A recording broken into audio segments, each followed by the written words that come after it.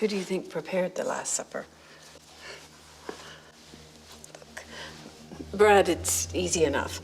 It's flour, water, a little salt, herbs if you want more flavor. Normally you'd add yeast, but not at Passover. No, at Passover we cannot wait for the bread to rise. Our deliverance from Pharaoh is at hand. So the story goes. Passover is always the same.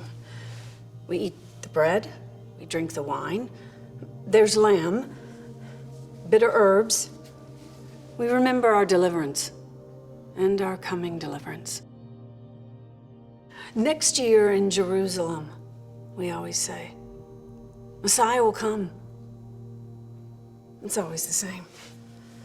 But sometimes it seems so far away, so complicated.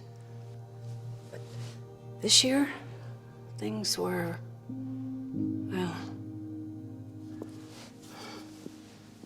2 men followed our servant home from fetching water.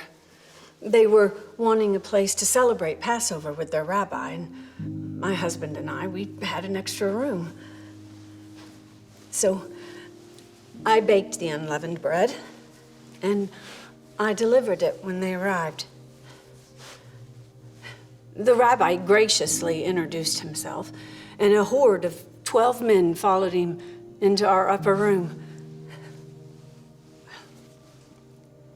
I'd heard about this rabbi.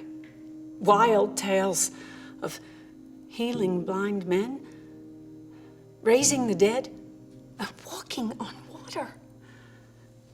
So naturally, I stood outside the door and I peeked around the corner. And that is when he turned it all upside down. You see, the person who sits at the head of the table isn't supposed to get up and wash other people's feet. But this rabbi, he was moving from man to man, washing each of their dirty feet.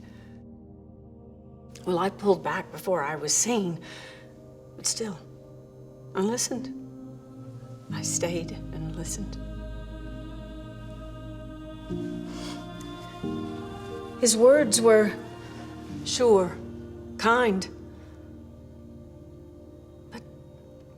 but like fire, like no rabbi I'd ever heard. If you see me, then you see the Father, he said. He also said that he would be broken for them. He talked of the new covenant and being children rather than orphans. And as the bread was passed, the unleavened bread of deliverance, he said, I am the living bread.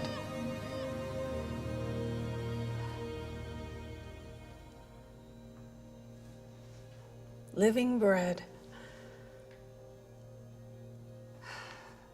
What could we have understood about that at the time?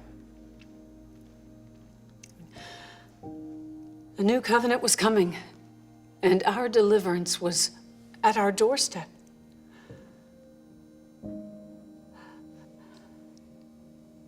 Little did we know that our entire world was about to be turned upside down.